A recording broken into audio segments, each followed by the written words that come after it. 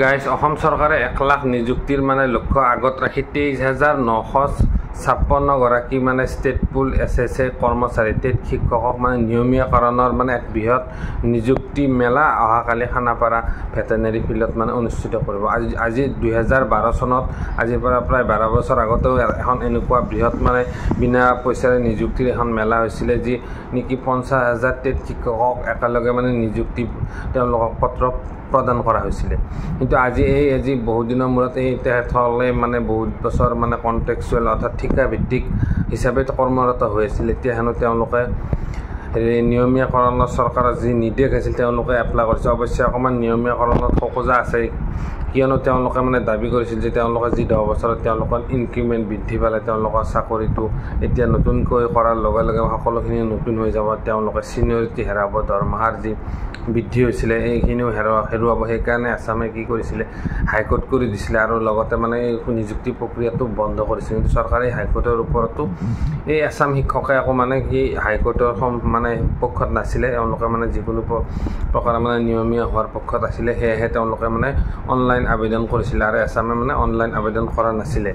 সেয়ে যিখিনি মানে অনলাইন আবেদন কৰিছিল টোটেল মানে 23,956 গৰাকী শিক্ষকক মানে অহাকালি নিযুক্তি প্ৰক্ৰিয়া দিব। আৰু চৰকাৰে স্পষ্ট কৰে, চৰকাৰে মানে ৰনোজ পেগু ডাঙৰীয়াই টুইট কৰিছে যোৱাকালি, অহা 2 ছেপ্টেম্বৰত হেনো হঠাৎ এইটো সিদ্ধান্ত লৈছে, অহা 2 ছেপ্টেম্বৰত এই নিযুক্তি মানে পত্ৰ প্ৰদান কৰা হ'ব। আৰু তেওঁলোকৰ এই নিযুক্তি প্ৰদানত আকৌ দ্বিতীয়টো তেওঁ টুইট কৰিছে যে শিক্ষকসকলে মানে এটা মানে উৎকণ্ঠা বা চিন্তাত পৰিছিলে যে এই নিযুক্তি প্ৰক্ৰিয়াসমূহ যদিও দিব, কিন্তু তেওঁলোকক ক'ত দিব, কোনখন স্কুলত দিব।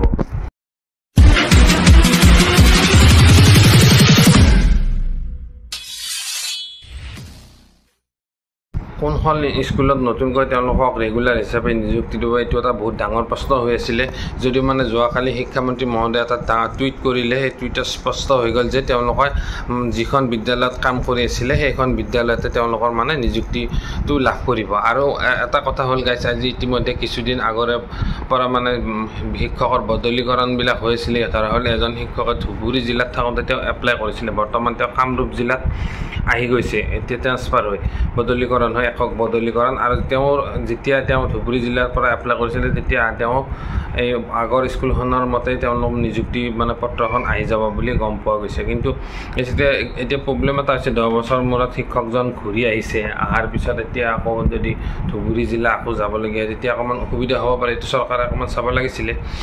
কিন্তু এতিয়া চৰকাৰে স্পষ্টকৈ যিহেতু নিৰ্দেশনা দিছে যে পুৰণি স্কুলখনৰ পৰা মানে যিখনত কাম কৰিছিলে তেওঁ সেইখনতে নিয়মীয়াকৰণ হৈ যাব। ইতিমধ্যে মানে টোটেল আৰু 50,000 মান শিক্ষক আছিলে কণ্টেক্সুৱেলত ষ্টেট পুল এছএছএ মিলি, এতিয়া মানে বৰ্তমান 23,956 গৰাকীক দিয়া হ'ব। আৰু ভৱিষ্যতে বাকীখিনিও যদি মানে এপ্লাই কৰে চৰকাৰে হয়তো আকৌ খোলা দিব পাৰে, এই খোলা দিলে আকৌ বাকীখিনিয়ে এপ্লাই কৰিলে আকৌ তেওঁলোকক মানে চৰকাৰী চাকৰি ৰেগুলাৰ হিচাপে তেওঁলোকে নিযুক্তি লাভ কৰিব পাৰিব।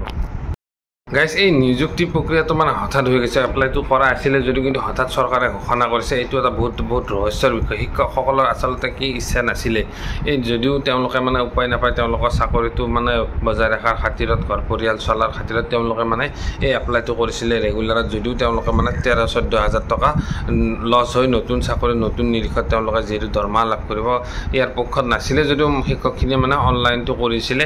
সেয়ে চৰকাৰে মানে উঠি পৰি লাগিছে তাড়াতাড়ি মানে নিযুক্তি দিয়াত। ইয়াৰ মাজত কিবা ৰহস্য আছে নেকি আপোনালোকে কমেণ্ট কৰি নিশ্চয় জনাবচোন বাৰু। ইয়াৰ মাজত কিবা ৰহস্য এই তাড়াতাড়ি কৰা হাইকোৰ্টত অৰ্ডাৰৰ ওপৰত তেওঁলোকে আকৌ অৰ্ডাৰ ওলাই মানে তাড়াতাড়ি কৰাৰ এটা কিবা ৰহস্য আছে যেন পাওঁ। তো গাইজ মোৰ এই ভিডিঅ'টো যদি ভাল লাগিছে তেন্তে মোৰ লাইক কমেণ্ট শ্বেয়াৰ কৰিবলৈ নাপাহৰিব। আৰু ভাল ভিডিঅ' মই আপোনালোকৰ মাজত লৈ আনিব চেষ্টা কৰিম। তেতিয়ালৈকে চাই থাকক মোৰ এই নিউ ড্ৰিম ব্লগ চেনেলটো। গতিকে আজিলৈ ইমানতে বাই।